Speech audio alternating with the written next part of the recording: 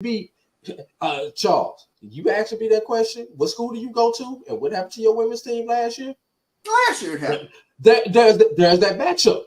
There's that matchup that it has nothing to do with the team, but that one matchup always catches somebody before the finals. So if you had to ask me, because I've been to it and I personally witnessed it, I'm going to say somewhere in the SIAC, it is definitely going to happen because I have witnessed it too many times in the SIAC tournament, both on the men's and the women's side.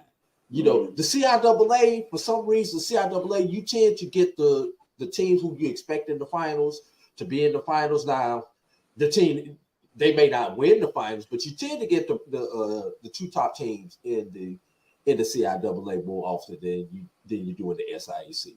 SIAC, there's always some 4 seed or something like that in the finals. It just never fails. Yeah, that goes back years too, Eddie Drew. It'd be fascinating to kind of see what leads to that. But you're right. It's just something about the SIAC tournament that one of those top seeds will get knocked off. And I'll tell you one thing about the SIAC tournament, because they take every team, all 14, 15 teams. Yeah, that's a good point. Sometimes the length of the tournament and those double byes tend to catch up with somebody. Those teams that play early in the tournament and have to play that extra game or two, they tend to get hot, get their momentum, and they go knock off one of those teams that's been sitting around till Thursday. It always happens. Shout out to Willie. You always looking for the drama. Yep. Exactly. Yeah, and then we're talking about the drama. Wendy, shout out. I love it with the Bearcat footprints on there, showing love to those Bearcats. I love it. With that, let's take our second break. We'll come back on the other side. We're going to talk about it from a men's perspective. Look at the mid-major division. We'll get these two gentlemen's perspective of what they think on week number 7 for Doctorville's HBCU mid-major division men's basketball poll ranking for this week. Stick with us. Be right back after this break.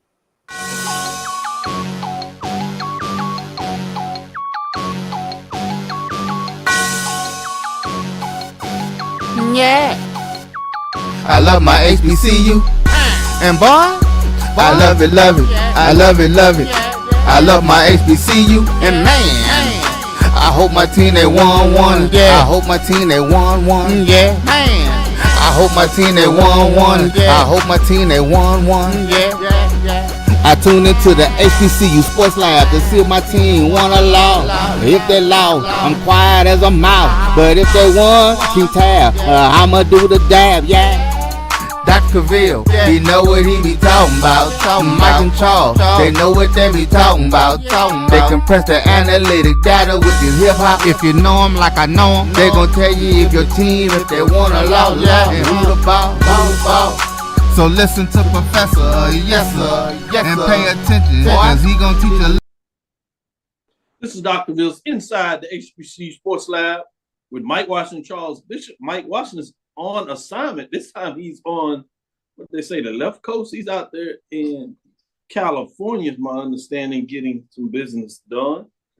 With that being said, we have one of the best pinch hitters in the game, Eddie Drew, batting up for him to make sure we get it all done with the three of us.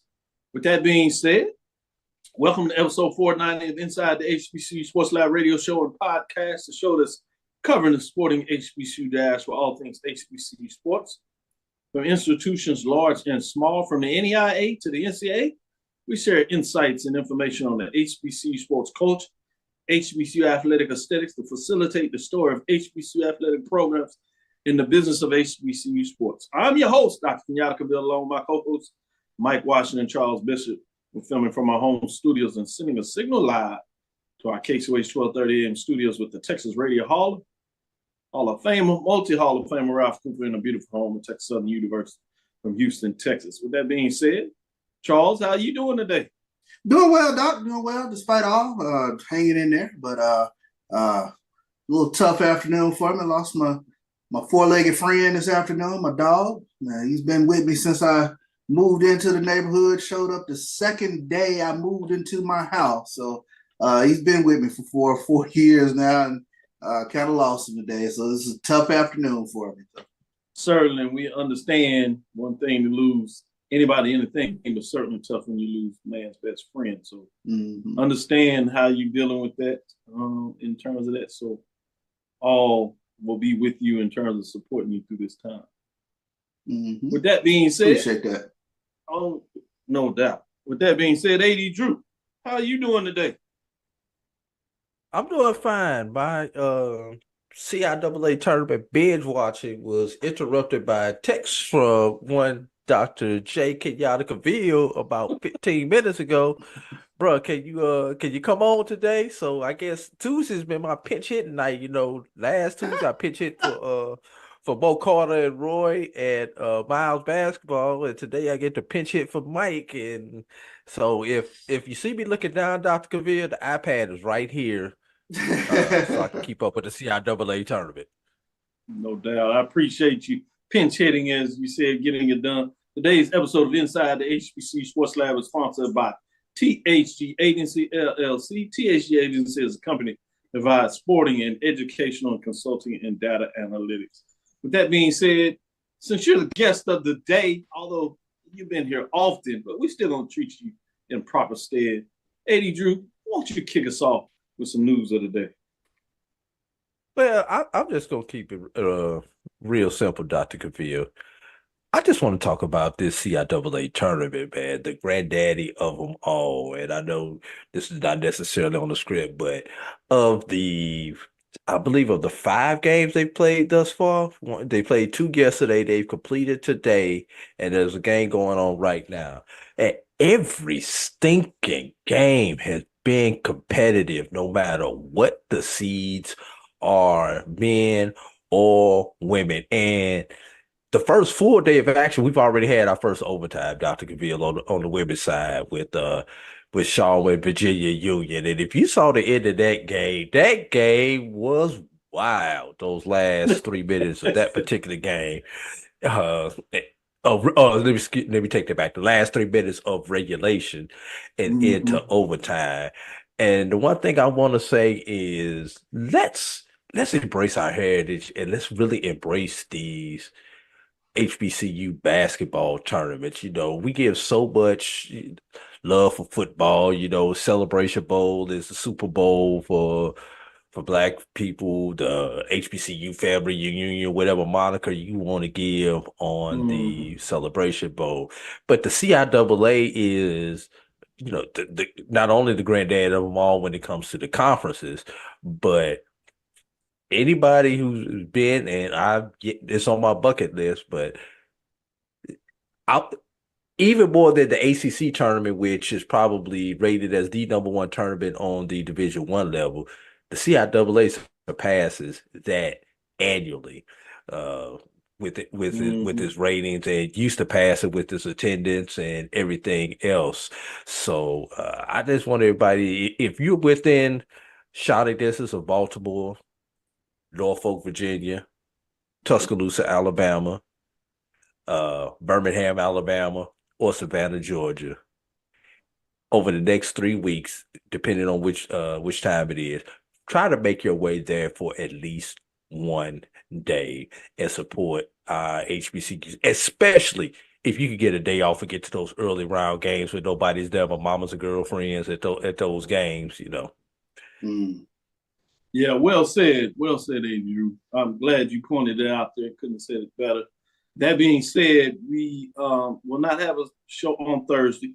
We plan to do both polls today and push them out. I will be traveling to Baltimore to announce HBCU ARC, which now has moved out of the state of Texas. We'll be partnering with Bowie State University and doing the conference there next year. In the fall, I should say, but we're announcing a pre-announcement, if you would. So excited about that, which means I'll get a chance to see a little bit of CIAA basketball action. So with that being said, we'll just have the full show today. With that, let me go to Charles.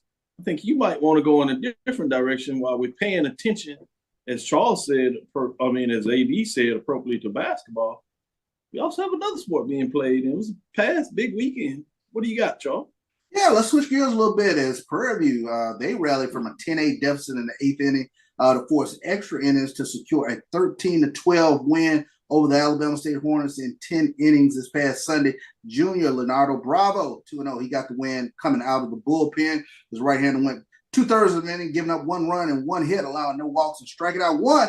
As senior Victor Mendoza also pitched well, going 1 shutout inning. So big win. Prairie View knocked off Alabama State. I think Southern, if I'm not mistaken, they knocked off Alabama State in that Andre Dawson Classic. So you had some good early season matchups, both in the Cactus Jack and in the Andre Dawson Classic, where you had some of the top 10 teams in the Black College Nines, top 10 ranking going against each other. So good weekend of baseball.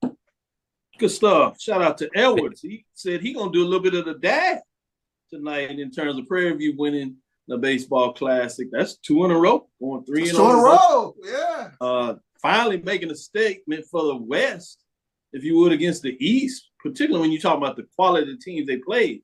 They played the regular season champion, Alabama State, and got it done to them. You just talked about the comeback to tie the game, and then they got it done in extra innings.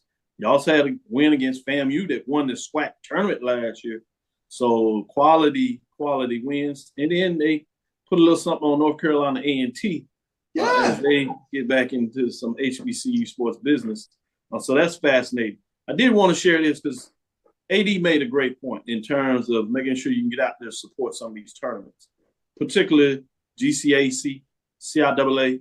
You get into the SIC next weekend.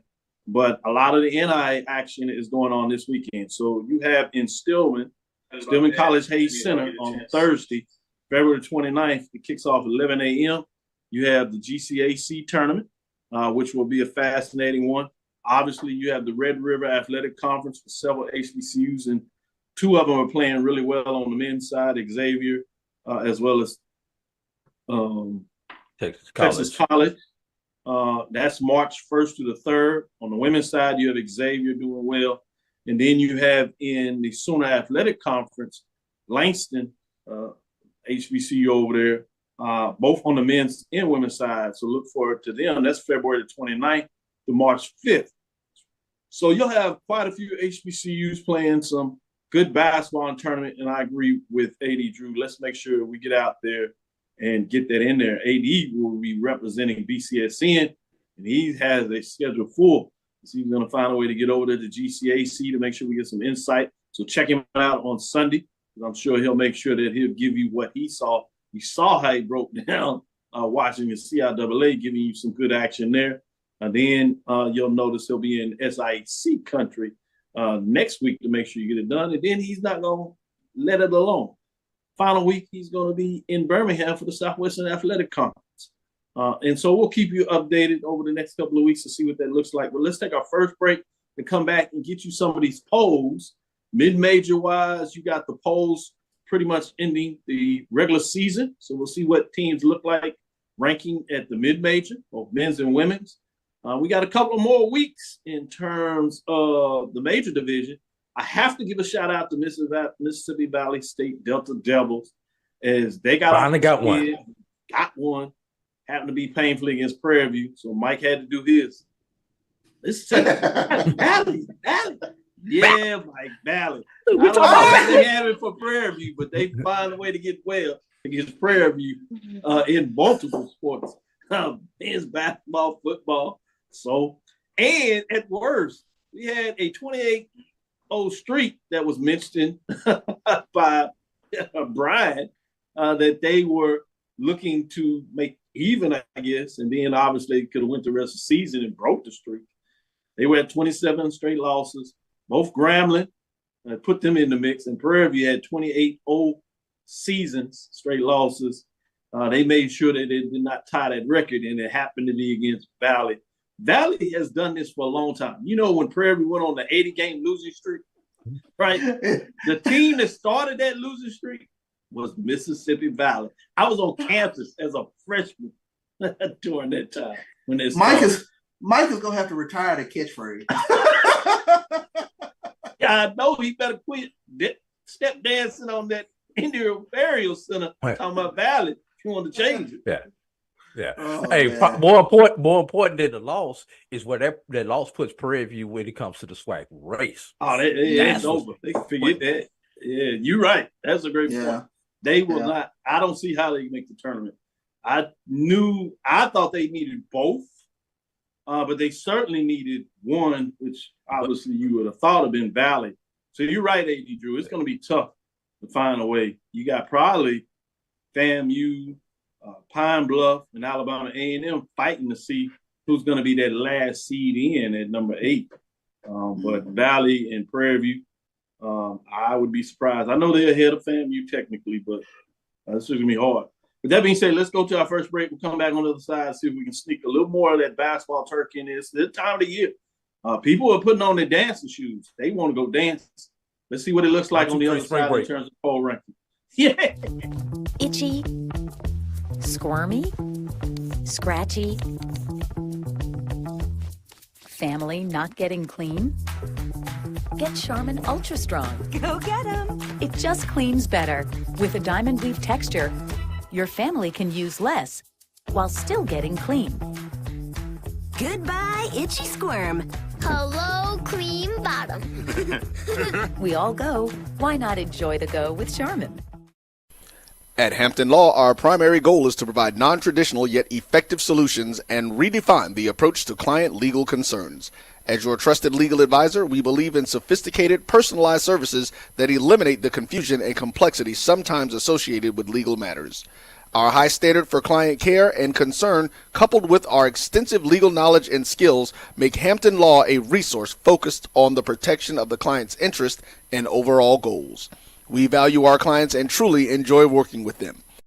Visit thamptonlaw.com to conveniently schedule an appointment online.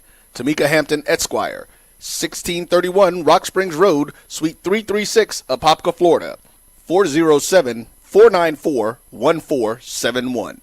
thamptonlaw.com. Nope. Nope. Come on, him? Ooh, I like him.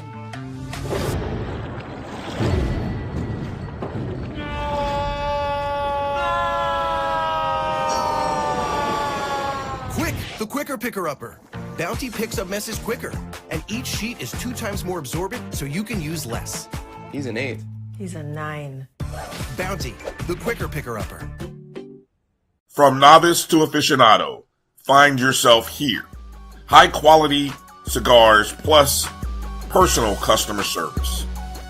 Slow Burn is Waco's only mobile cigar lounge, featuring a meticulous, curated collection of premium cigars. Visit our website, www.slowburnwaco.com. That's www.slowburnwaco.com. We press the analytic data with the hip hop. If you know them like I know them, they gon' tell you if your team, if they wanna law, and who the ball. So listen to Professor, yes sir, and pay attention, cause he gon' teach a lesson. This is Dr. Bill with Inside the HBCU Sports Lab with Charles and AD. Let's get into the mid-major on the women's side with the poll ranking.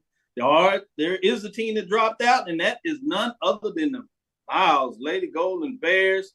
They were rolling. You thought had the big win. Remember when Kentucky State Thoroughbreds were undefeated? They got it done. Well, they dropped to 20-6, 15-4 on the season. But worse than that for them, they looked like they were going to win the Western Division. No. But that loss, it pushed Kentucky State up. Credit to them to get it done. Kentucky State is outside of that top 7, but right outside of their top 7, essentially are number 8. As you see, outside receiving votes is Savannah State Tigers at 19-5, 15-4. You have Miles Lady Golden Bears, 20-6, 15-4. So they don't drop too far down out of the top 5, but they do drop out of the top 5. With that being said, let's get in to the top 5. At number 5, you have Xavier, the Gold Nuggets. They remain at number 5. They had 2 big wins this past weekend, 23-5, 19-3, 49 points. But they remain at number 5. Bringing us to number 4, Langston Lions. They've been winning big time.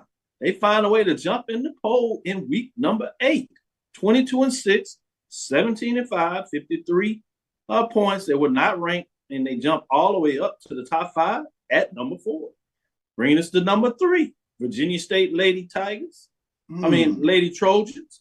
22-4, 13-4, 60 total points. They remain at number 3. They had a victory before. Now they're going into the CIAA.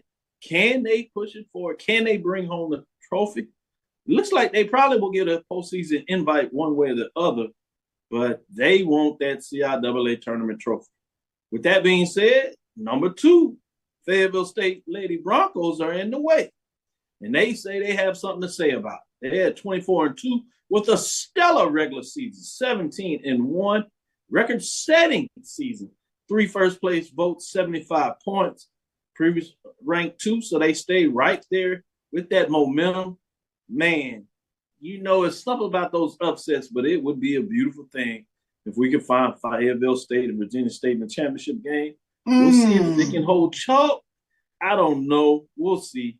At number 1, Rush Lady Bearcats, 25-3, 17-1. 5 first-place votes, 71 points, dominating the GCAC. Only 1 loss. It'll be interesting. Last year in the tournament, they had to win it at the buzzer, essentially, to get it done. Will they have that type of run in the tournament? Or will they run right through the tournament on their way to the NAIA National Tournament? We shall see. But should be fascinating in Tuscaloosa for GCAC, particularly on the women's side. We'll see what that looks like. You have Fix in the background, maybe trying to find a way to sneak in there. Falana Smith may have something to say with it. Remember, they had that legendary matchup last year in the championship game. With that being said, let me go to you, Charles. What are your thoughts in terms of the top 5 rankings for the mid-major women in week number 8? I like it. I like what we have here, and I'm especially interested in number 2 and number 3, Virginia State, Fayetteville State. We got the CIAA tournament going on right now. 80 Drew, take me down this rabbit hole. Is there a Claflin? Is there a Johnson C. Smith? Who is a bad matchup for either Fayetteville State or Virginia State?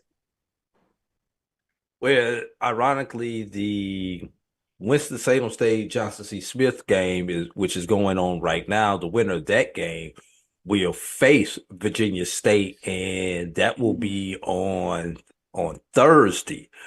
But initially, I would have said Lincoln, PA going against Elizabeth City would have been a matchup that should scare Elizabeth City, but Lincoln lost.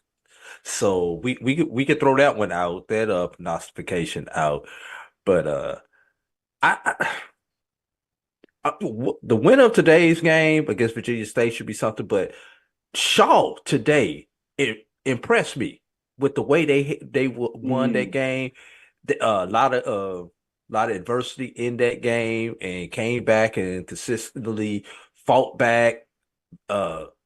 Some I won't say questionable calls, but you had a flagrant one called on one end coming down the stretch, and then on the opposite end you had a flopping call, like the next sequence of plays. I mean, where do we see that at?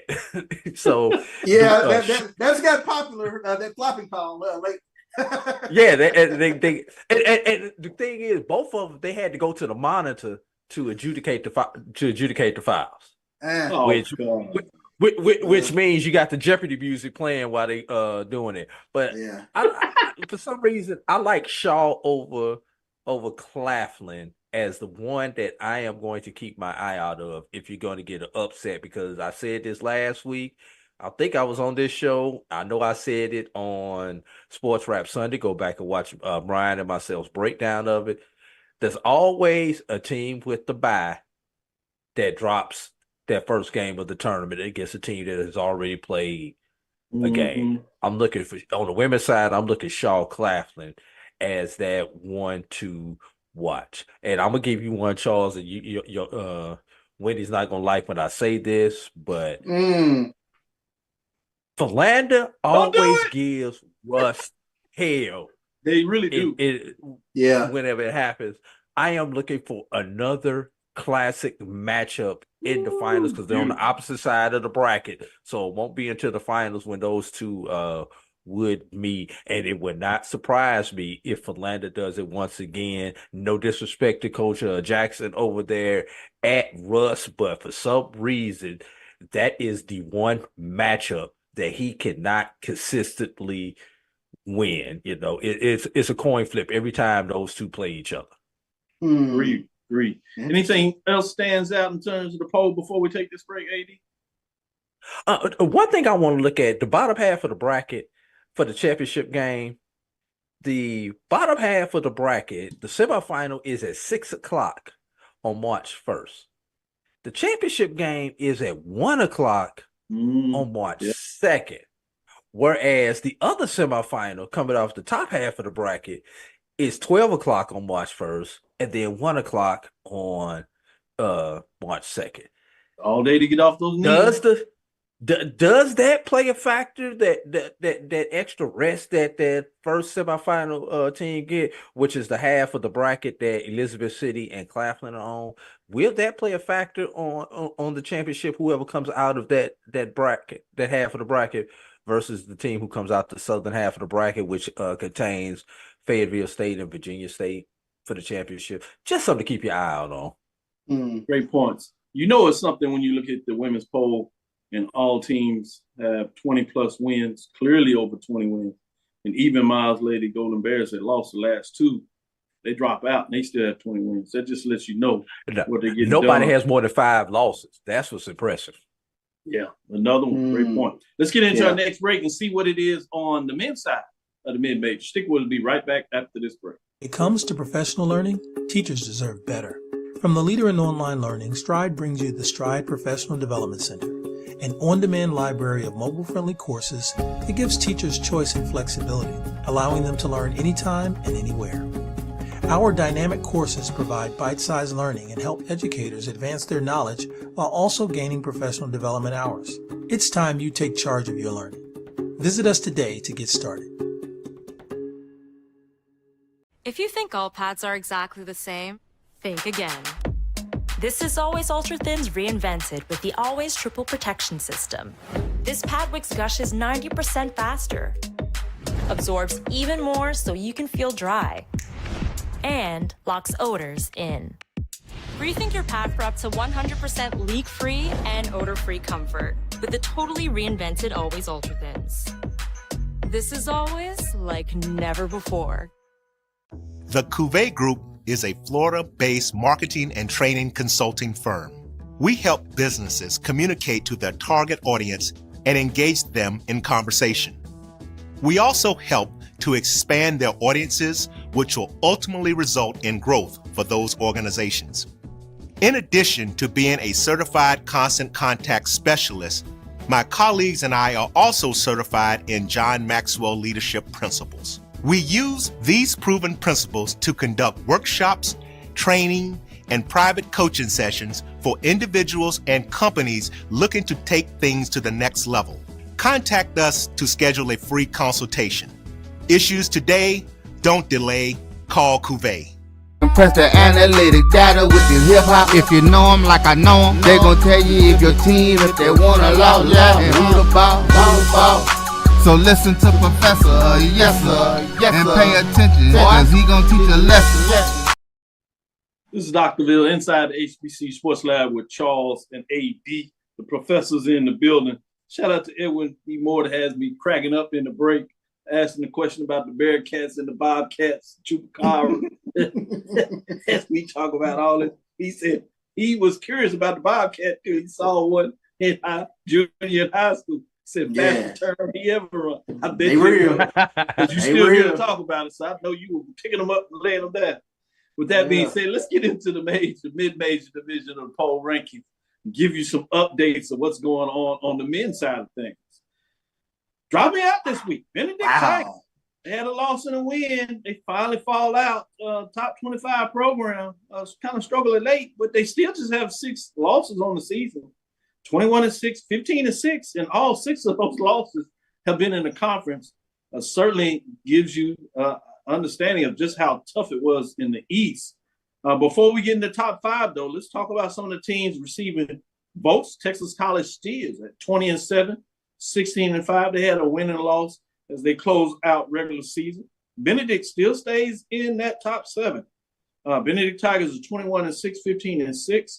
Some of the other teams out of the East that have fallen on hard times is Morehouse Maroon Tigers, although they've had 2 big wins to close it out before they go in the tournament. So you're talking about playing some good basketball right now. They had 19-9, 16-5 in the conference race for Atlanta Smith.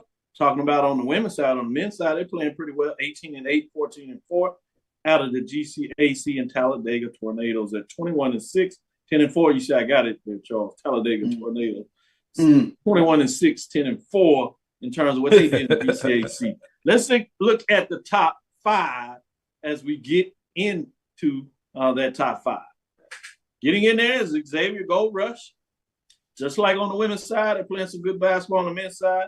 Out of the Red River Athletic Conference, they were sitting at 21-5 overall, 16-4, 47 points, and they remain in the 5th spot.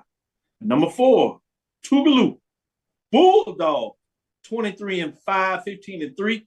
They jump in from receiving votes, had to make sure we get it, and actually threw up their logo as well. Everybody understood that. That is 23-5, 15-3. I wanted to show them plenty of love. 58 points, not ranked in the top 5. Just make sure for all those Mississippi folks, I want to be invited back to Mississippi, particularly. They just treat me so well. So I thought I'd go the extra mile. Shout out to all those good folks over there. Bringing us to number 3, Clark Atlanta Panthers. You know what I tell you about Clark Atlanta? They won the regular season in terms of the East. Obviously a strong division to find a way to get out of there, and they do it in style. They do have one loss as they close out the season, but they still hold on to it based on the loss of Benedict. A classic matchup. During the break, Roy talked about BCSN and how that went down with some of those games with Edward Waters and the likes, going to the monitor, looking at stuff, 3-possession lead changes during different games. So it's going down in the SIAC to close out the regular season. If this is any indication of the tournament that AD will be watching and making sure he gives us updates, it will be another head spin, which he likes to have chaos with. They might have already started. 22-5, 16-5, they still stand up as they remain in the 3 spot in the mid-major poll ranking. Bringing us to number 2, Miles Golden Bears. They get in the top 5 and they hold on to it for the second consecutive week. Miles is at 20-5. They had a win this past week, 15-4, 71-2. Might be the hottest team going into the tournament. Is Miles. You talk about Clark Atlanta. Remember, just less than 10 days ago, you had that head-to-head matchup between Clark Atlanta and Miles. It was in Fairfield. For those that don't know, that's Greater Birmingham, outside of that area where Miles College, the Golden Bears are there. Shout out to one of our frat brothers over there that wanted to make sure I talked with the Miles Golden Bears. I said, we just talked about it. You need to make sure you're watching the show. You tell it on yourself. Well, I gave him a little extra spin there. 20-5, 15-4. As I said, team that is very hot. They remain at number 2, 71 in the ranking. And that's Chris. I'm going to give him a shout out, let him know. At number 1, Langston Lions, 27-1, 21-1, all 8 first place. Remember, it's been a while now. They locked up the Conference Sooner Athletic standing, and I told you they'll be in the tournament this weekend. So keep your eyes on the Lions to just see if they can continue to roll as they prepare to get in the NI tournament and make a run. 8 first place votes. They hold them all at 80 points, remain number 1. They continue to maintain that number 1 ranking. I'm not sure if anybody can get them, but it'll be interesting to see what happens in these postseasons, whether it's the conference tournament or the national tournament. With that being said, I'm going to go to you, AD, first, then come to Charles as he's just smiling. He has something to say, but I'm going to make him hold on it for a little bit. AD Drew, what's your thoughts? All right, let's just go ahead and let's just throw Langston out the window. We know that they're good. they're all that and a bag of chips. They deserve every adjective that we can put before and after the Langston Lions were describing their basketball team. Let's look at the SIAC. On a national level, We've got Benedict and Clark Atlanta, who are under consideration uh for the national tournament. They're currently in the top 10. They have not ordered the top 10. They just have the 10 teams listed alphabetically right now. So Benedict and Clark are listed among those teams. They are two of the three HBCUs that are listed. Those two in the South, and West Virginia State is listed in the Atlantic region. So I wonder where they at on your poll there, Dr. Cavil. Where your voters at? No West Virginia State love. They outside of that top 7. They in there. They behind Talladega. It's tough to get in the mid majors with 20 plus wins. You got to be smoking. These folks don't play. Exactly. Yeah, exactly. But what that tells me, Doc, that those two M&M schools, that would be Miles and Morehouse, despite how good they are, despite where they rank at in the Dr. Cavil's poll on a national level, that is saying that they will have to win the SIAC tournament in order to get in. Now, when you look at a team like Miles, who defense travels, just like in football, defense travels. Miles plays the best defense hand down in the SIAC. They give it up right at 60 points per game. So you have to think that that's going to equate over into the tournament, especially when how can I put it? Gonads get a little tighter in the tournament, and possessions become longer. People don't shoot as often, and so that's going to favor a team like Miles when it comes down to the tournament. So I'm just looking for because they already play good defense. They already play the best defense, and when possessions become limited, a team that's used to getting up and down and fast breaking and scoring 80, 85 points a game, that does not happen in anybody's conference tournament, y'all. Teams scoring average naturally go down in the tournament because these teams value the possessions even more. So a team that plays good defense, that favors them even more because they're used to having those valuable possessions. Despite the fact that Miles only scores 60 points a game, give up 60 points a game. They only score 66, 67 points a game. So and that's my concern. Can they score enough? I get it. Defense is and possessions matter, especially postseason. But what really concerns me is, and I've watched this enough with Jackson State in the tournament, where they just can't score. They can't, they play defense like all get out, but can't, they go 4, 5, 6, 7 possessions without scoring. Does that playing so hard on the defensive end of the side of the ball, does it take away legs, especially when you're trying to get some points on the offensive side? For a team that's used to playing like that, it's no problem.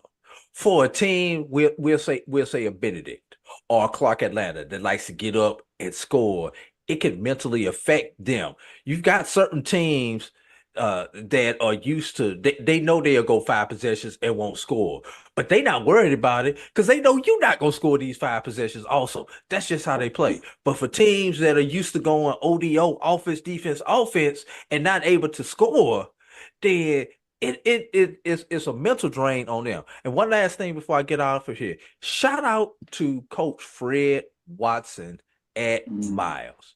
Ever since coming to Miles from Benedict, he has won outright or a share of the SIAC West title. He came over in the 18-19 season. So that would count on, I believe that is 5 consecutive SIAC West titles for one Coach Fred Watson. Let's get this man his flowers while he's here. Who's going to scoop him up? Who's out there that's going to scoop up Fred Watson? I mean, somebody on the Division I level, be it HBCU, be it non-HBCU. I mean, it'll be interesting to see when, especially I was gonna say, especially given the fact that he's won at two of the most limited resource HBCUs that we have, and he's been able to recruit successfully at Benedict and Miles. Who, well, let's be real, those do not have the deepest pockets when it comes to their alumni. Those two schools. No, I think you said both of y'all asked really important questions when you go beyond the season and what that looks like. We talked a little bit about Langston. Coach Chris, right? You put that out there yourself, Eddie Drew. What I've noticed is you hadn't seen in the SWAC or the MEAC over the last 10-some years where ADs were bringing up Division II coaches or NAIA coaches. It hasn't happened. That window hasn't taken place in a while. You see it in football more than you do, and we just seen an uptick of that this past all season, so maybe things will switch. But you don't see it as often. You tend to see other Division I coaches switch from a program. You see assistant D1 coaches get elevated and move to a program. You see assistant coaches from other Division I programs outside of HBCUs, mainly, obviously, historically white colleges and universities, I like to call them. But you don't see the opportunity to move up from D2 NIA to D1. You've seen that 15 years ago. You had a lot of coaches that were in the Red River Athletic Conference coming from Texas College, Wiley College, Langston. At that time, Langston was in the Red River, and they were both on the men's and women's side, coming over to Prairie View, coming over to Grambling, coming on the women's side, on the men's side, Mississippi Valley. But you hadn't seen it much. You've seen it, D2 out of CIAA coming over to Grambling about 15 years ago. But again, if you think about it, that's not something that's taken place at the over the last 10 years. So I think it's an important question to kind of keep our eyes on it. What is the framework so different at the Division I level in men's and women's basketball that you don't necessarily see at the FCS level? With that, let's take our next break. We'll come back and talk a little bit on the major side, and we might see some of the programs that you don't have to worry about having new coaches unless they go somewhere else in terms of get an opportunity. But that may keep you in line of some of the coaches that may be in a position where they're struggling, and we might have some opening spots to see if somebody's going to take a flyer on some of these great coaches. It's fascinating to see what that looks like. Stick with us. We'll be right back after this next break. It's never too early to plant the seed, to share the tradition, and instill a sense of pride in your HBCU with your little ones. HBCU Pride and Joy Children's Boutique helps you share your school spirit with a wide selection of adorable kids apparel and accessories officially licensed from your favorite HBCU. Visit hbcupridejoy.com and follow us on all social media at HBCU Pride Joy on Facebook and Twitter. This is Brian Fulford. AD Drew and I are co-hosts of the BCSN Sports Wrap. We talk about all things related to HBCU athletics. From the games, teams, coaches, and fan interest stories, we cover it all. You can find our shows on Facebook at BCSN Sports Wrap, YouTube at MyJBN Online, and everywhere you listen to podcasts like Anchor, Spotify, Google, and Apple Podcasts. You can also find the show on the Jericho Broadcast Network's app. Make sure to download. We look forward to you joining the conversation and being a part of the show. I'm returning to Clinton Paris, and Tampa's my community. I grew up here, went to school here, and my wife and I make our home here. What makes Tampa special are its people. So when I represent someone injured in my community, it's personal. Call my office and speak to a real lawyer and not some referral service. I will fight the insurance companies to get the settlement that you deserve. At the law office of Clinton Paris, we take the pain out of being hurt. Press the analytic data with your hip hop. If you know them like I know them, they gon' tell you if your team, if they want a law, and who the ball. So listen to Professor, yes sir, and pay attention, cause he gon' teach a lesson. This is Dr. Bill inside the HBCU Sports Lab with the professors, Professor Bishop, Professor Drew. Let's get into it on the mid-major for the women. Chivalry's not dead. We're gonna start with the ladies up to it as they grace the courts and get it done. Shout out to Liv as she is doing great work on HBCU Nightly. We've had those guests on there. We're going to bring her on here as well. Got to contact, try to reach out. But they are doing some marvelous work. They're usually on Friday nights, but this past weekend they did Sunday night And boy, do they get into some good basketball talk. So if you want some extended talk, really some details, make sure you go check out HBCU Nightly with Hoops Nightly, as they, as I said, traditionally do Fridays, but they moved to Sunday this past weekend with the tournaments. Make sure you check them out to see where they're moving. With that, let's get into the major division for the women. Pine Bluff, they dropped out on the women's side. Tough loss. Credit on Monday, they got to bounce back. Coach Don over there got it done with 100 wins of the program. That was big time to do that, particularly after everything that took place. To find a way to get a win on Monday, credit to her. They bounced back big fashion, but it wasn't enough to keep them dropping out, as they did have that loss on Saturday. They are at 15-3, dropping out. Those receiving votes, Pine Bluff right in the mix, 15-13, 40. So they're just outside of there. Southern Jaguars, who had a tough loss as well. Shout out to Grambling that went 4-0 against Southern in basketball this year, including getting 2 big wins on the road. That's big time. Let's get into the top 5. We have a new top 5 in the ranking. At number 5, Howard Bison, 11-14, 8-3, 52 points. They were not ranked. Howard has quietly been winning, stacking up those wins, because remember, they fell a little early, but they found a way, and they at least are pushing the top seed over there in the MEAC. They are at number 5 with 52 points, bringing us to number 4. North Carolina A&T State Aggies got 2 big wins as they bounce back, but unfortunately a loss a couple of weeks ago, having 1 loss behind the Seahawks over there, but they had that matchup this week, so it'll be interesting to see, can they get a share of the Coastal. Maybe another loss will make them find a way to get it outright, but they're still in the top 5 in the mix, remaining at number 4 with 54 points, 18-8, 12-3 in the Colonial. At number 3, Grambling State Tigers. Told you about this program. Once they jumped in the top 5, they want to let it go. They got a taste of winning, new coach, and boy, are they getting it done. 17-8, 11-3, 62 points, and they remain right there in the 3 spot. At number 2, Norfolk State Spartans, 21-5, 10-1. They're pretty hot as well. 1 first place vote, 73 points, sitting at the number 2 spot. They would be at number 1, except you have the Jackson State Tigers. Those ladies in Jackson, Mississippi, they know how, and it seems like they like to win. 19-6, 14-0. They are looking to clinch the regular season as they get done. 7 first place votes, 79 points. And boy, are they rolling. 1 win away from another 21 season. Man, wow. It is amazing what they're doing over there in Jackson, Mississippi, particularly on the women's side of the hardwood. With that being said, Charles, what do you think about the top 5?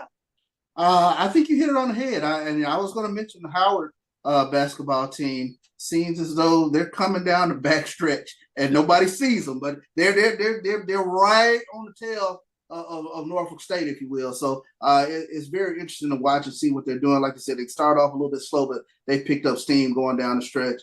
A team that's tremendously impressive to me, Grambling. When you take a look at this Grambling team, offensively, they're in the top 3. Defensively, they're in the top 3. And they don't have a leading scorer nowhere close within the top 15, 16, 17 players in the SWAC. They do it with great team basketball. And if not for Jackson State, we would be really talking about this Grambling State basketball team. Like I said, that was impressive to go down to Baton Rouge this weekend and get the W. Jackson State, they're hitting on all cylinders. Texas 2-step this weekend. I don't think they'll have a problem Saturday, but Monday, going down there to Prairie View. I've seen weird things happen. Monday Manic Madness. So let's see what happens. We saw Monday Madness with Valley. Yeah, we did. Valley.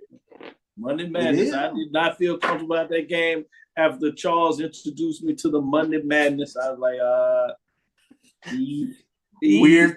weird things happen. I say, please blow them out early. Once I saw them down early at halftime, I was like, they made a run in the second half, but couldn't get farther enough away from them without them to wheel them down. Shout out to those Delta Devils and the gentleman with the call. They got a mention on ESPN in terms of how they were hyped about getting the win. And he talked about them rushing the floor. Boy, I tell you, they tickle me. They having a ball, having too much fun. And it's just something about black joy, particularly from young folks that are putting in the work. I can't hate on that. In fact, I celebrate it. With that being said, AD Drew, I want to get your thoughts on the women's top 5, but we have to acknowledge, I kind of teased it out there, North Carolina A&T in the Colonial against Stony Brook. A&T 17-8, 11-3 in the race. Stony Brook is 21-3, 12-2. This is on Sunday. So both teams have a game on Friday before they get into that matchup. But since we won't be back on Thursday, I got to keep my eyes on that. And obviously, Charles kind of alluded to some of those big matchups in both the MEAC and the SWAC. As you start to go down the stretch, people are trying to close out on a regular season champion. And if you're too far out and you can't get that, then you're really looking at making your seedings. And some folks, if you're in the SWAC, you're looking to see to make sure you get in the tournament, see if you can get some of that March Madness getting going. With that being said, Drew, what do you think on the women's top 5? Before I give this final from the CIAA, I want to point out a couple of things. Number one, I am so happy that at least for a moment, it seems like the Golden Lions has solved whatever the hell they had going on internally last week. I'm glad that looks like that may be behind them with them getting that W. But Charles, here's your softball. Does Grambling have what it takes to scare the crap out of Jackson State and possibly upset them in the tournament? Like you said, they don't have one person to key on. They're a team effort. Can they knock a Jackson State off on the women's side? You have to rebound with Jackson State, and what they are tremendous at is offensive rebounding, second chance possessions. If you take a look at the box scores with most of their games, they're normally whooping you on second chance possessions, and that's one of the things that I just sort of pay attention to with regards to Jackson State. They're normally stout with regards to Angel Jackson, especially in the middle, because she can rebound and score. It's going to take a Southern-like performance where they are just knocking down three-point shots, and it's going to take one of those type games to really knock off Jackson State. They are really a well put together team. Charles is so politically correct with that. I keep it simple. No. Southern, they have the attitude, and I'm serious about this. Southern has a different attitude than plays Jackson. So it takes up for some of the weaknesses you may see in the Southern team. And what I love about basketball, particularly in both the MEAC and SWAC this year, and I'll be interested to see if you move it forward, you're seeing such different styles in terms of players and recruits that it really is about these matchups, certainly on the Monday night. And so I think in the tournament, it's going to be interesting to see what type of matchups suit up. Also would give a punch a chance to Pine Bluff because they have an attitude in regards to Jackson. Obviously, the turmoil, that kind of concern you what that looks like, where no pun intended on that puncher's chance. Right, exactly. Be very careful with that. But so that's the thing that concerns me about Grambling. Also, it's something about the tournament I like when teams have been there before. I know they had some players that played there a little bit, but particularly coaches and players that have kind of been in that, it's easy to succumb to the atmosphere in that house. And so I like teams that have kind of built and went there. I'll be interested to see what we say on the men's side because can Grambling finally get it done? Go ahead, Charles. So the question is, do we see Zay Green down the stretch? We didn't see it this weekend. If you take a look at the box score with regards to Texas Southern and Prairie View, but do we see her this weekend? Do we see her as we get towards do we see her in the tournament actually? So I think that's something to keep an eye on with regards to Pine Bluff because she's a game changer. And with our fans, boy, I tell you, they do not like the fact that these coaches do not tell them information. You got it down there with Southern with the previous leading scorer. I mean, you have folks that do not understand. why these coaches do not put out statements, so they got to say something. I say, even if they say something, if it's not enough, you're not gonna be happy. Now you got what the Bible. They say these folks had to say something. I said, this is so different. I'm not sure what they knew what to say. Not they could say it, but traditionally, when you have a conference, a commissioner make a statement, or even an AD, that's traditionally when there's altercation between two teams. We've seen that in the Southland, obviously across the board in different areas when that happens, but it's totally different when it's one team. That is such an anomaly. I don't know if making a statement is enough.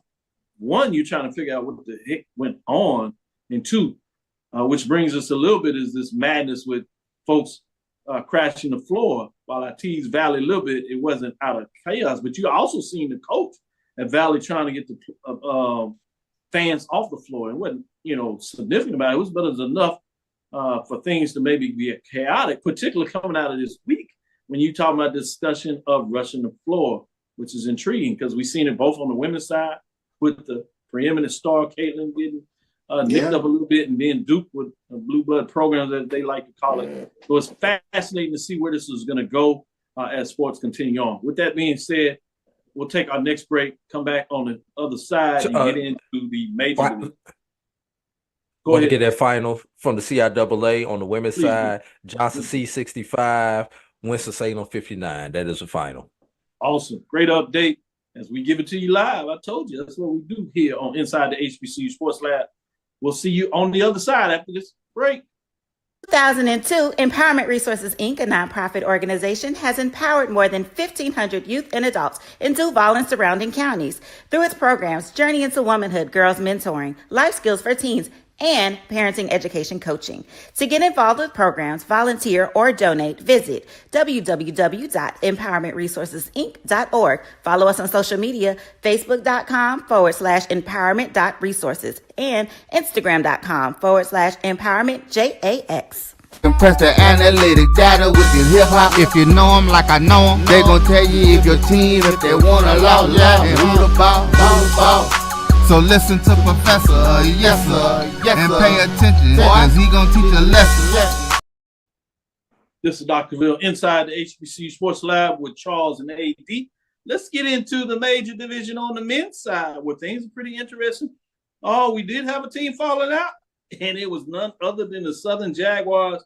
They literally had a game with Grambling at home, winner take all. You'd have had first place on the line.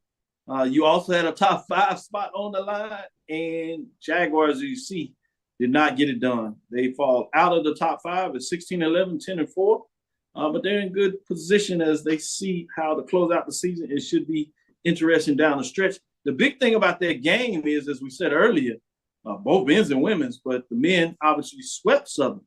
So you don't have to worry about point differential.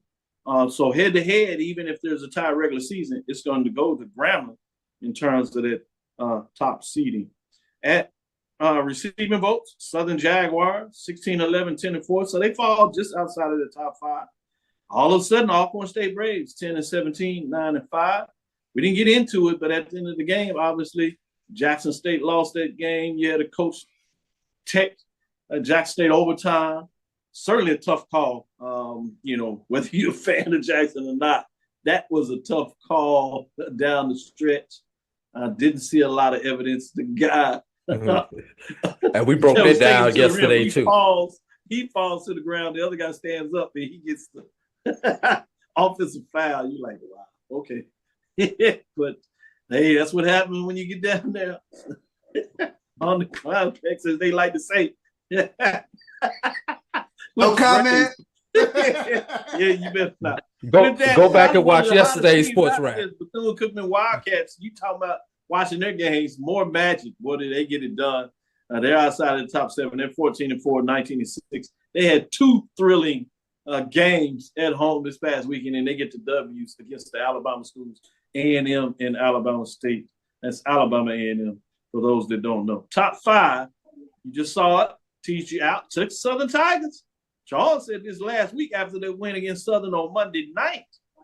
They are getting hot. They go on the road, and they get it done. They beat up on Valley, come from behind to get Pine Bluff, and they leave out at 14-14 and not to be shook in the conference race, 10-5, as they're getting done just outside of that spot. Look out. Here come those Tigers. 54 points, not ranked. They're in the top 5 now. And number 4, North Carolina Central Eagles, 2 big wins, 15-11, 7-4, 61 points. Was moving at number 5. Last week, he moves up a spot. He has the Eagles in the 4th spot looking good down the stretch. At number 3, Tennessee State Tigers get back to winning. They close out as they get prepared for the OVC tournament. 17-12, 10-6, 79 points, 4th place. See what they do this past weekend to kind of close up the OVC. Things have kind of tightened up over there. Can they get in those top 4 spots? We'll shall see. Keep your eyes on the Tigers. At number 2, another Tigers. This one's in the SWAC. Grambling State Tigers. We told you about the big victory over Southern. They had 14-13, 11-3. 4th place votes, 102 points. Remain in number 2 spot as they are playing some great basketball. At number 1. Before I get there, I will say this about Grambling. Can Grambling finally cut down the notes in the SWAC tournament? This team has been playing really good basketball over the last couple of years, winning regular season championships. Can they go to the tournament? Team that's been right there, can they finally get it done? We shall see. At number 1, Norfolk State Spartans. They looking to kind of come back. Obviously, Howard got it done over them. Crucial, where they looked like they had a game wrapped up to win 3 MEAC tournaments in a row, not to be done, 19-9, 9-2, 7 first place votes, 106 points. And credit to the Norfolk State. You used to them being really good. They had a lot of losses. They brought a lot of players in. They had close games, but you can tell just the heart, well-coached program. They find a way to get it done. And they look like they are hungry to try to get back to the top in terms of MEAC regular season championship as well as a tournament. So we shall see. 80 Drew, what do you think about the men's top 5? All right, I'm gonna start outside the top 5. Alcorn State. Can Alcorn State get it done in the tournament this year? They have not been able to get it done in the last couple of years in the tournament, suffering early losses. So can Alcorn State correct that? But Doc, I think the scariest thing that I saw on your poll is the team that sits at the number 5 spot. Texas Southern. And everybody in the SWAC knows why. Or Grambling, because they keep running into Texas Southern. Because they keep running into Texas Southern. Those 2 teams that you named lose to the place that feeds your family every year in the doggone tournament. So, and Texas Southern, we've seen Texas Southern winning from the top. We've seen Texas Southern be also ran and win it. And we saw them sneak in last year and win it. So Texas Southern can beat you no matter where they are seated at. They have shown this traditionally. So the scariest thing on your poll is Texas Southern getting it right and getting it right early, unlike last year. And then you got Tennessee State. Can they make some noise in the OVC? Good question. That's the question. And then Norfolk. We've seen Norfolk sit at the top and dominate the MEAC, and then get that matchup in the MEAC tournament, where be it Central, be it Howard, be it somebody, where it just isn't good, and they lose a heartbreaker. Can Norfolk hold on? Because Norfolk, we've seen Norfolk, when they are the hunter, go ahead and win it. I don't know if I've really seen Norfolk win from the hunted position lately. Good point. Good point. Charles?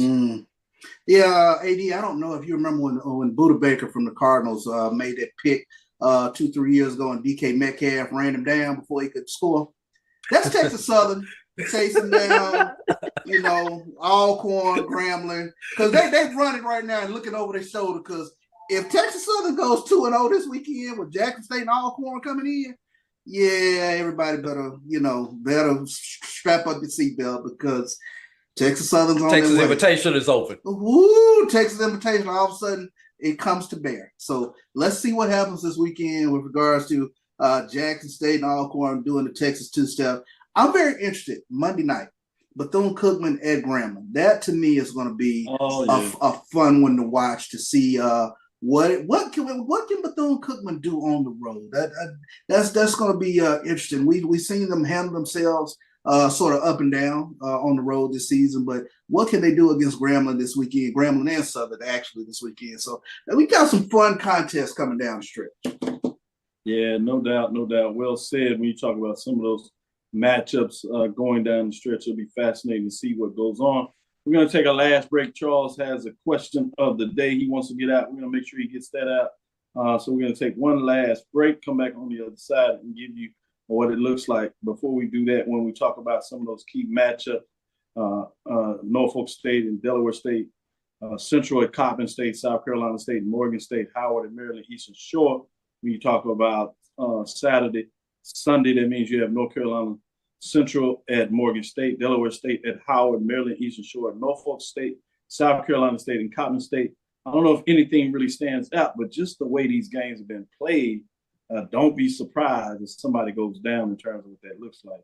When you talk about Saturday in the SWAC, Bethune-Cookman at Southern should be interesting. You got two teams that are looking for seeding at the top part of the conference. 2 and 3 seeds, 4 seeds are on the line.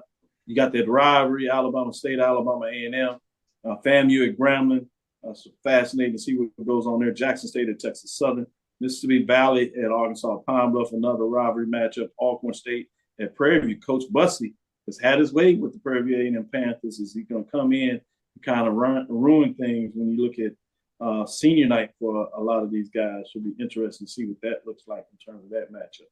Like then on Monday, you have the Jackson State at Prairie View, Alcorn at Texas Southern. Another key matchups on Monday. It was fascinating to see. That has Alcorn State at 9-5, Texas Southern at 10-5. So somebody's looking for that seeding again. Outside shots at the top ranked teams. Bethune-Cookman 9 at 10-3. That's on the men's side. Fascinating to see what that looks like. Take our last break. Come back on the other side. Let Charles ask his question of the day. And then we'll call it the evening. Stick with us. Be right back after this break. Since 2002, Empowerment Resources, Inc., a nonprofit organization, has empowered more than 1,500 youth and adults in Duval and surrounding counties through its programs Journey into Womanhood, Girls Mentoring, Life Skills for Teens, and parenting education coaching. To get involved with programs, volunteer, or donate, visit www.empowermentresourcesinc.org. Follow us on social media, facebook.com/empowerment.resources and instagram.com/empowermentJAX. The human voice has always connected audiences with experiences. Major brands all across America have trusted Kever's voice time and time again. Conversational, powerhouse, intelligent, and sincere. That's the voice you need for your creative marketing process. KEAVERSVOICE.com. Kever's Voice, Kever's Voice, KeversVoice.com. Always on, all the time.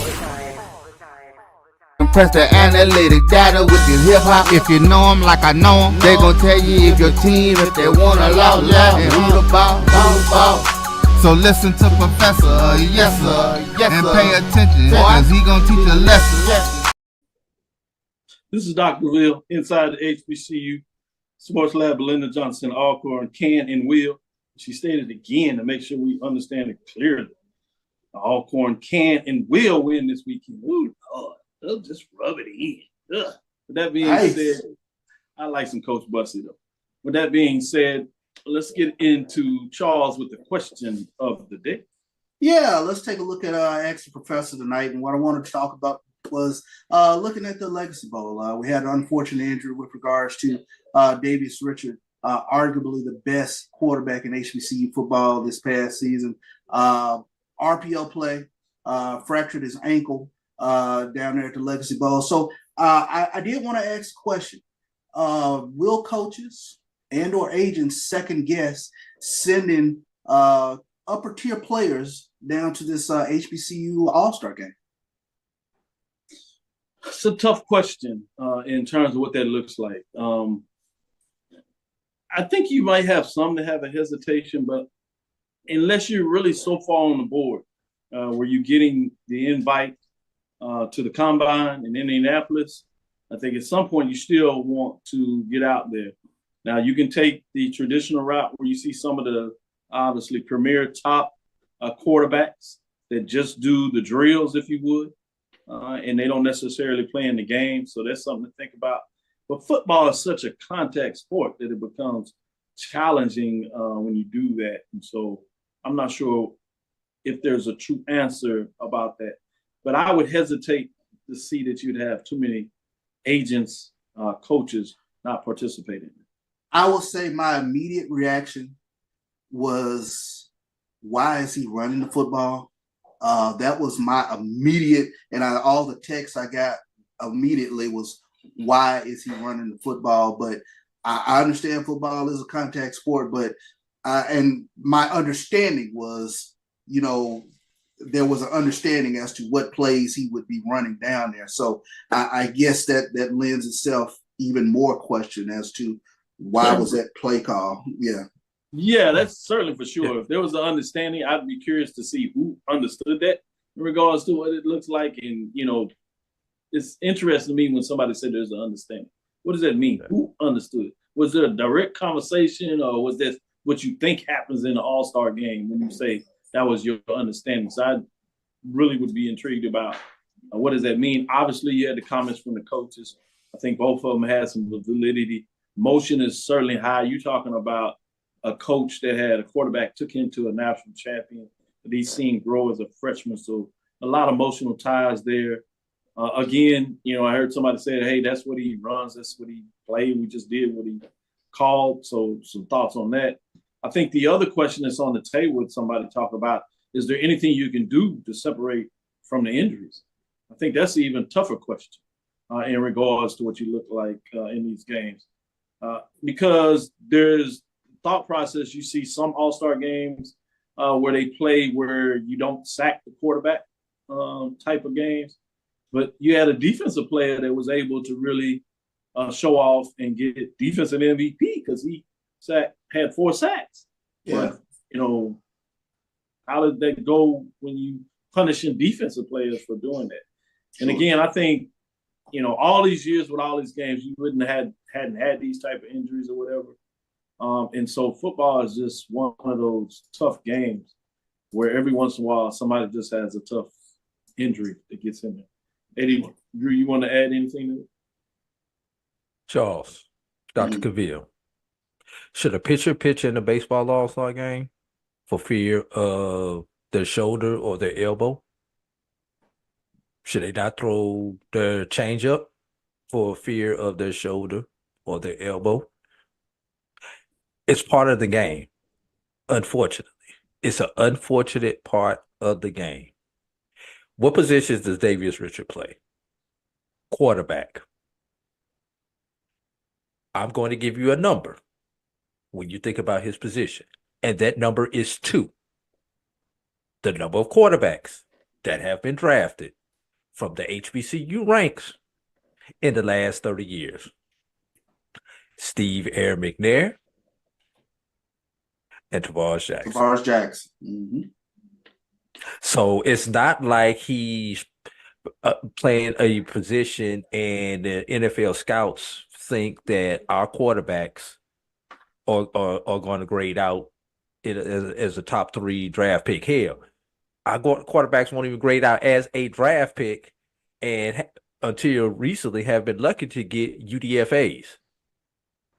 Davius Richard probably was playing to get to the UFL, realistically. So when you consider the UFL compared to a professional career, and I mean a professional career, as in, if I don't know what his major is, business or whatever his major would be, he's probably going to make more money for those 6 months, 4 months that he plays in the UFL than he would, be going as a first-time job seeker out of college. So I'm not mad at him for taking the risk. He is not making generational wealth. He's not making wealth that he can put in the bank for the next 20 years, but he will make enough to support his family for a year. You cannot knock that. Now the play call.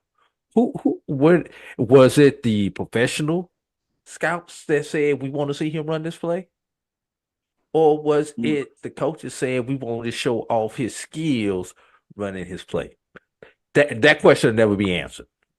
But I do have to say, because if an NFL or UFL official said, I want to see him, we want to see him run so and so and so and so these type of plays, then you got to do what they ask, because they're the ones who gonna be signing his paycheck ultimately if he's going to play.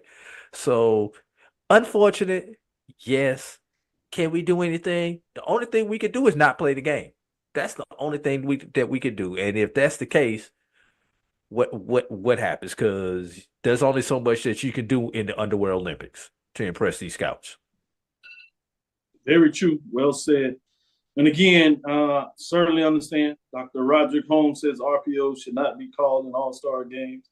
I think there's an argument for that in terms of that. Obviously, you call the play. He makes it no injury. Nobody thinks twice about it. You celebrate. But we'll see how it moves forward. Certainly will be room for more conversation. I do think it's good to see the amount of interest from the HBCU framework, if you would, of people having this type of conversation on the issue. Obviously, I think maybe some of the language and stuff like that could be toned down, but the passion that's out there is extremely important to continue to see for the overall HBCU sports culture. So with that being said, any final thought on it from you, Charles? I am conflicted in regards to what skill set you want to showcase, but I know my immediate reaction was I couldn't believe he was running in that situation. So I'll put it that way. Yeah, I think everybody did that, but hindsight is 2020. Thank you for listening to Inside the HBCU Sports Lab. Make sure you share our podcast with your friends and colleagues. I am Dr. Kenyatta Cavil, the Dean of HBCU Sports, coming from inside the lab in the College of HBCU Sports with Mike Washington and Charles Bishop. I think the other thing is so many of us got to know things from the championship run and all the media that have talked to him, particularly, and then the fact that he is senior year and we get to talk with him and made us feel like we knew Davis and we had a connection and wanted to see him do well because he's such a brilliant and dynamic young man, and that's on and off the field. So I will add that to the event and really pray for his speedy recovery in terms of moving forward in whatever he chooses to do, whether it's continue to chase his dreams in terms of playing football or whether that is in another professional career. Again, we want to thank you for listening to This Inside the HBCU Sports Lab with Mike Washington and Charles Bishop every Tuesday and Thursday at 6 o'clock. Again, we will not have a show this Thursday. We will give myself a chance to travel. We'll keep you updated as we take care of a little other business. We look forward to next week as we discuss the latest in the news in the lab. Follow me, Dr. Kenyatta Cavil, on Twitter, Facebook, and Instagram. That's DrKenyattaCavil on Twitter, Facebook, and Instagram. Inside the HBCU Sports Lab 1 on X, formerly known as Twitter. Facebook and YouTube is Inside the HBCU Sports Lab. Charles, anything you need, let me know. We'll need to take care of your business there. Eddie Drew, again, thank you for joining us tomorrow. ONG Strike Zone, make sure you check it out. You also have on Sunday, obviously, updates from Sports Rap with Brian and AD. One of my favorite shows out there is they just go in all types of directions, ask those tough questions, even the ones I don't agree with. I'm like, man, what? You can't do that. Don't say that. But it's great in terms of the dialogue. Shout out to Carlos on Saturday when he brings in the ADs and the coaches. They just continue to educate. But that's what you get on BCSN and the live game. So make sure you continue to check us out, BCSN, as we give you your live streaming games, particularly for the NIA, SIAC Division II programs. We'll continue to give you that. Dream big. Continue to move forward. We'll talk with you soon. Charles? Of course. AD? Bowie 9, Livingstone 7, first half. Lecture Dismiss.